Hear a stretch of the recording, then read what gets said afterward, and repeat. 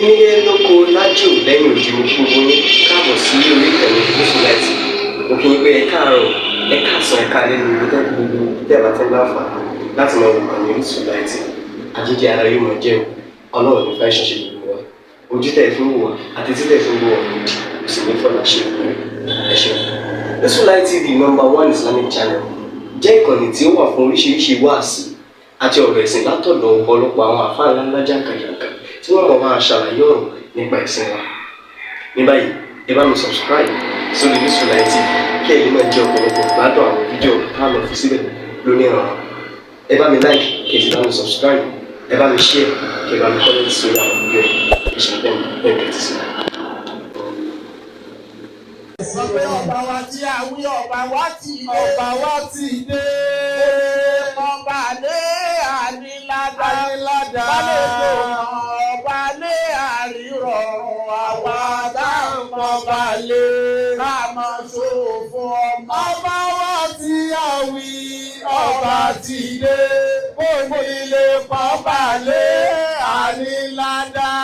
Bálẹ̀jọ pọ́nba lé àrírọ̀rùn àwa táwọn balẹ̀ ká máa ṣòfò ọmọ. Wákà yẹn ọba méjì náà máa dá fún gbogbo ilẹ̀ Yorùbá yìí. Àyà kó wọ́n wà. Ọ̀pọ̀ Ògbómọ̀ṣọ́ àbáláàfin Ọ̀yọ́. Àbáláàfin Ọ̀yọ́. Èyí ìpín mẹ́ta. Abẹ́lé Ọlọ́run. Ọlọ́run yóò dá àbáláàfin. Àmín. Ọba dáadáa. Ọba wọn yí ogún. Wọ́n wí ọ̀rọ̀ kan yé èlò. Àyà kó wọ́n wà. Àwọn èèyàn wá sì wọ́n gbọ́. Nígbà tí wọ́n rí báwọn èèyàn ṣe àwọn gbọ́ngbà tó ní jímọ̀ tó tẹ̀lé wọ́n wá jáde wọ́n ní rárá o. Ntẹ́mi ń sọ kọ́lẹ̀ yìí ń sọ ntẹ́mi ń sọ lélẹ̀. Wọ́n wà nù mọ́sálásí nígbà tí bàbá wa Aláàfin wá wọ jímọ̀. Wọ́n wá ní mọ́sálásí yìí o mọ́sálásí ọba ni. Àyẹ̀wò ẹ̀kọ́ wọ́n ní mọ́sálásí yìí o mọ́sálásí ọba ni. Aláàfin ló ní mọ́sálásí wọ́n ti wí nu o. Àwọn èèyàn wá jáde àwọn aláṣì gbọ́ ọ̀rọ̀. Wọ́n lẹ́yìn bẹ́ẹ̀ máa sọ pé ọba pẹ́ lórí mọ́sálásí yóò gbọ́ báyìí ní ìsí o. Bàbá wa ìjogún wá jáde ńgbà tí lórí jímọ̀ tó tẹ̀ lórí àwọn ìtẹ́mi ń wí kọ́lẹ̀ wí. Ìtẹ́mi ń wí ni wípé lọ́yọ̀ Aláàfin tí a níbì táwa wà yìí o.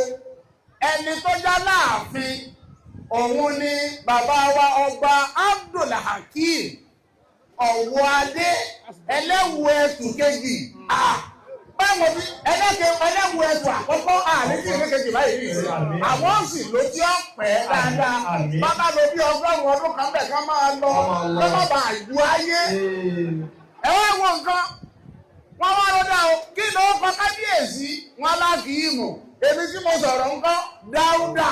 Ìwọ ńkọ́ Tájù, ìwọ ńkọ́ Kàbírù, ìwọ ńkọ́ Mansura, ìwọ ńkọ́ Àbíbá, Akíìmù ní mọ́sálásí ó sì á dé mọ̀, Dáúdà ní mọ́sálásí ó sì á dé mọ̀, Mansura ní mọ́sálásí ó sì á dé mọ̀, nígbà tá a sọ pé Jósẹ́fù ní mọ́sálásí. Lóbi àwọn kílì sáni wà ní ìdàní. Yóò máa dé dùn á. Kọ́lbí wàyẹ̀dì ńlá bá. Àrọ́wọ́ná bí wọ́n bá wá sọ pé bàálù ti yín ò ní mọ́sálásí, ìdí wọ́n sọ ni pé kèé ṣe mùsùlùmí kèé sì kírun.